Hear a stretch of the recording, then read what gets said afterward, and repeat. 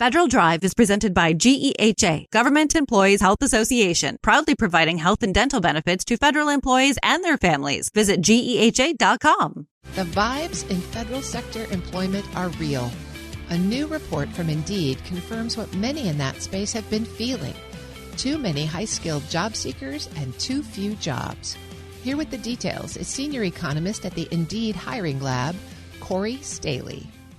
Mr. Staley, thank you for joining me. Hey, it's good to be here. So Indeed has a new report out that looks specifically at the federal sector and the employment market. Let you start by giving us sort of the highlights. Yeah, so the highlight here is unsurprisingly, a lot of the DOGE actions that we saw early in the year are starting to show up in the data. So if we look at the Indeed data, specifically at job applications coming from federal workers, we see some pretty pronounced trends. So most specifically, we see those trends and a huge spike coming from people who are working in agencies that have been targeted by DOGE or are under DOGE review. And pretty big. If we look from January through April, applications have surged by 150%.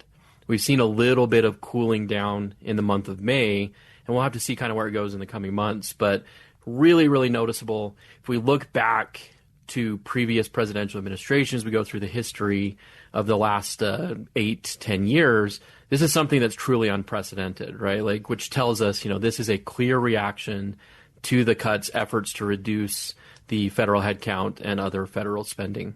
You're right. That's not terribly surprising, but I'm just wondering, as sort of a data geek, how do you identify the people in Indeed's database as federal employees? That's a great question. So Indeed, oftentimes people think about all of the job postings that we have, right? It's a good place to come to find jobs. But because we have a lot of people coming to our platform, they're also using our platform to build out profiles and to provide resumes. And so to do this analysis, we use that profile resume data, and we've got millions, tens of millions of resumes and profiles to look at.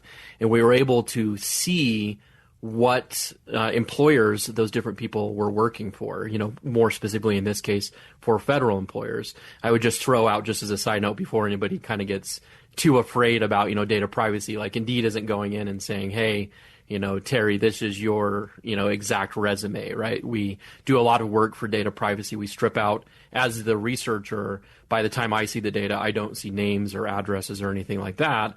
I'm just able to see, this person, worked for these different employers. And so we do a lot of work to make sure that, things are staying anonymous, but also detailed enough that we can do this type of analysis. That's really helpful. And I'm also wondering, the agencies that DOGE targeted right away, USAID, NIH, some of those, a number of these people I suspect have very specialized job skills. Are you noticing any trends in the relationship maybe between their skills as an aid specialist or as a medical technician to the kinds of jobs that they're seeking? Yeah, we've seen definitely a surge in specialized workers. I think at a broader level, one of the most telling things is that if we look to the federal workers who were looking for jobs last year, about half of them had a bachelor's degree or above. But this year, it's about 70%, right? So that represents a huge shift. It's not that all the federal workers now just went out and got, a degree. It's that the type of worker that's looking this year is very different, much more educated than last year. But beyond that, we are seeing a growing movement of very specialized workers looking. In this recent report, we didn't necessarily look at it, but a few months ago, we published a similar report that was looking at the types of jobs that these workers were looking for. And interestingly enough, some of the things that we saw, one of the fastest growing search terms on our platform coming from federal workers was horticulturists. So we saw, the USDA cuts, were showing up to people with these horticulture skills, were very clearly coming and saying, let's see what horticulturist jobs I can find on Indeed. And so we very much see that as we go down the list, you see that a lot of the compliance jobs that you find like in CFPB, you see, a lot of the human resource employee relations type of jobs showing up after the cuts to DEI and kind of the peeling back of DEI measures. Those are all very clearly showing up in these workers with specialized skills looking for jobs on our platform. I'm speaking with Corey Staley. He's a senior economist at the Indeed Hiring Lab. So one of the typical landing spots for federal employees who depart federal civil service is going to be as a government contractor. What is the data telling you about what's happening with the contracting workforce and the contracting employers? Well, I think this is a really interesting thing, right? Because I think a lot of the attention has been paid to the immediate primary federal workers as part of DOGE's efforts. But another big piece of what DOGE and the administration has done is said, hey, we're going to also cut federal spending in general. And so when we look at the Indeed data, what we're seeing is that that's having impacts in scientific research jobs. We've seen those pull back. But then more recently, we've started looking into how that's impacting employers who depend on that federal funding. And what we saw, in this recent report was that if we look at the top 25 employers who receive the highest amounts of money from the government, we see that their demand for workers right now is very different than in the rest of the labor market.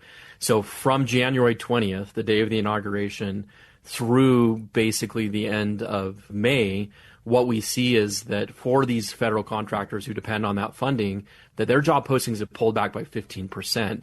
Now you compare that to everybody else, all the other companies, they've only pulled back by about 0.5%, right? So you got 15% drop versus 0.5% drop.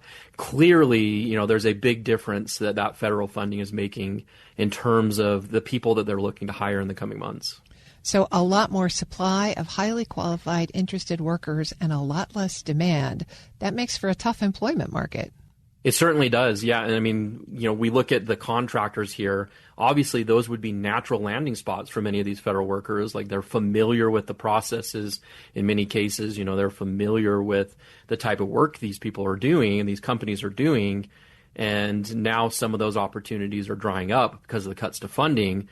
And then if we look even beyond that, we see a similar pattern in the rest of the economy in terms of things are holding up pretty well overall. But even within the broader labor markets, there's a pretty clear difference in the types of jobs available. We see that healthcare jobs are pretty abundant.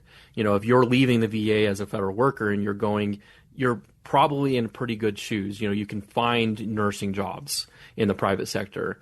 But if you're leaving, you're a software developer and you're trying to go from a job working for the Department of Defense to working in a private software position, software development jobs, there's about 40% fewer of them now than there were before the pandemic. And so you're really, not only the contractors are limiting the supply, but just in general, there's just fewer opportunities for white-collar knowledge workers right now.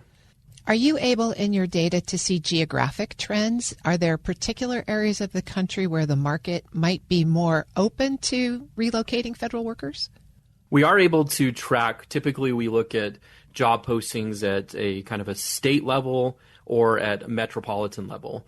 And I think what's interesting is when we start diving into that data, there's very clearly trends that if you look at the tech centers, the tech hubs, a lot of these kind of knowledge worker hubs, they've pulled back a lot more dramatically in their demand. You look at the Seattles, the San Franciscos of the U.S., and they very much have a lot fewer job opportunities than they did a few years ago. Whereas, interestingly enough, you look at some similar sized hubs, you see that there is a little more demand in places like Denver or Phoenix that maybe have a little more of a diversified labor market. So there are opportunities out there.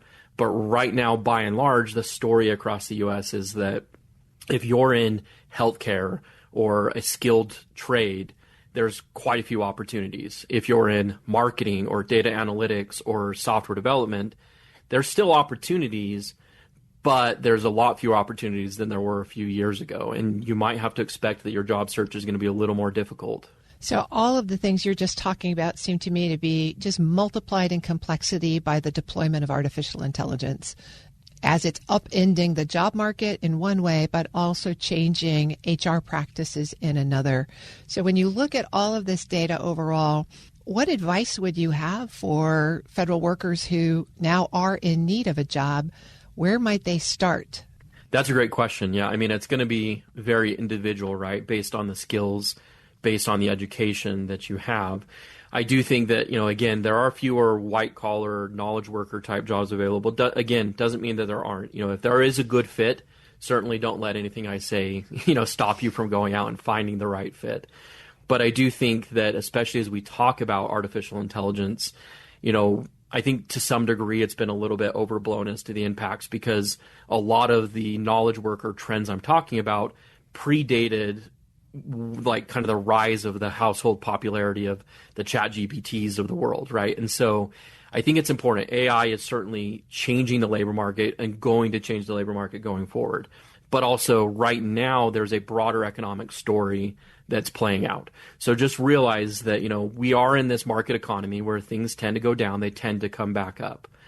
As we start to look towards, okay, well, where are opportunities going to come back up in the future? I think AI is an important part of that, right? So right now could be a good opportunity if you're looking at pivoting in your career right now. Maybe you're like, well, I don't really want to go from working in software to being a nurse. But maybe now is a good time to say, hey, but let's start investing in some of these AI skills, because businesses are saying that's where they want to grow their workforces, where they're looking for people, right? So investing in skills, continuing to, develop yourself, I think is going to open up a lot of doors. And I think that's why all of this data is so important, because it can help to see where the current demand is. And it can also show in a longer term that, yes, things go down, but they tend to come back up. We tend to see, an up and down wave. And so, careers are really built over the course of decades, not a couple years. So think in kind of that broader term, where are things going 5 years, 10 years from now? That's great advice. Corey Staley is a senior economist at the Indeed Hiring Lab. Thank you so much for joining me today. Thanks for having me. We'll post this interview along with a link to Indeed's new report at federalnewsnetwork.com/Federal Drive. Subscribe to the Federal Drive wherever you get your podcasts.